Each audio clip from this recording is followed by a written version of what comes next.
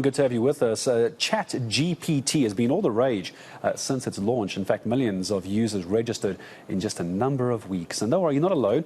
You have no idea what I'm talking about? It's okay. We have technology journalist Kyle Venktess here to rescue me and maybe you as we take a look at what this actually is. We'll talk about a new Huawei phone in a moment. Hello, Kyle. Please speak, Gareth. What is ChatGPT? I'm clearly showing my age.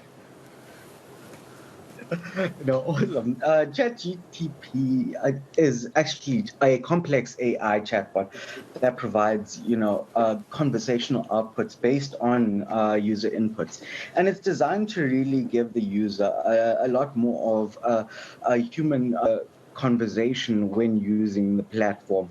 Obviously, we've seen a lot of AI platforms being launched in the past few months, but ChatGPT is one of those that have really taken off quite extensively, and we've seen a lot of people using it right now.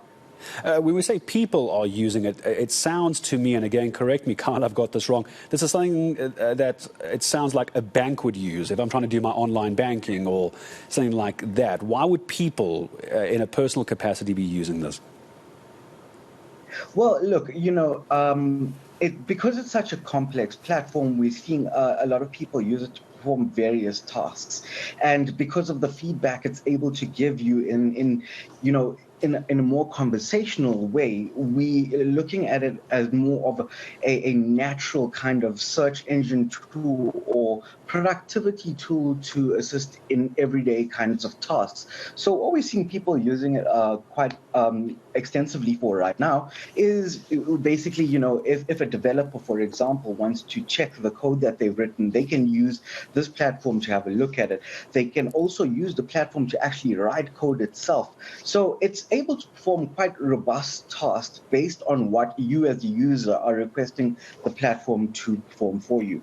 I just had a great idea. I think I'm going to get into this, and I can get some auto replies on my WhatsApp and my iMessaging to people. I can reply pretending to be myself and never have to bother with another human being again. I see where this is going. I like what I'm hearing.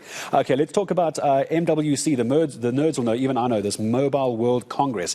It sounds fancy, sounds complicated. What we're looking at is new toys. How excited are you? I'm definitely very excited. On the mobile calendar, MWC is obviously the biggest event of the year. We see it taking place every year in Barcelona, but of course, we've had the COVID pandemic that's hampered 2 years of the conference, so it's slowly picking up momentum again.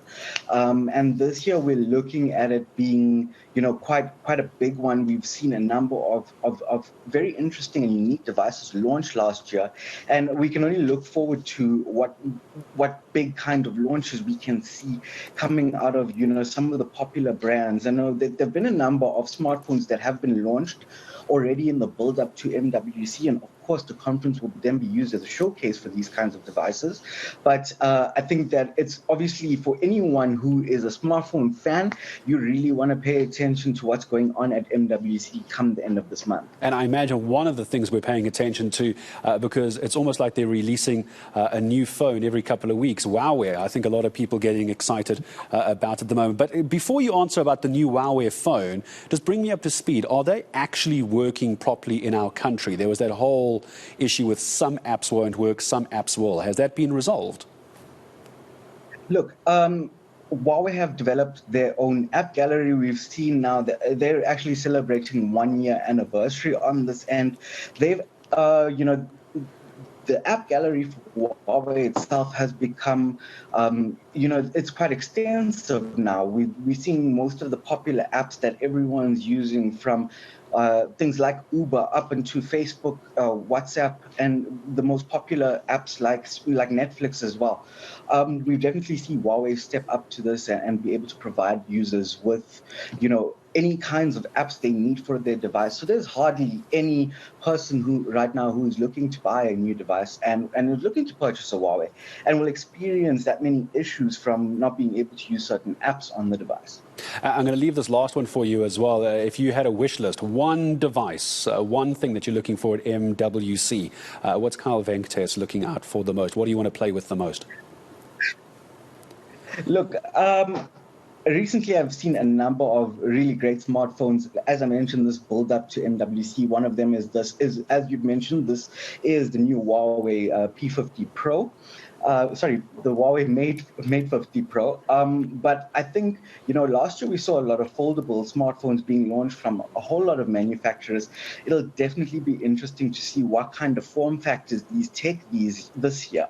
And if we're going to see anything that's coming out that's even more unique than a foldable smartphone itself. I wonder what that would be. One of our colleagues here, I think many viewers would know, Faith Daniels, who's often reporting for us. She has one of those foldable phones, and it terrifies me just looking at it. I can't keep my normal phone working, never mind a phone that can actually fold in half. Kyle will catch up with you after Mobile World Congress as well, get the thoughts on what you made of it as well. And ChatGPT is apparently the way to go. Still don't quite know how you do it, but it sounds fascinating nonetheless. Kyle Venktess, a very well-known technology journalist, joining us here on eNCA.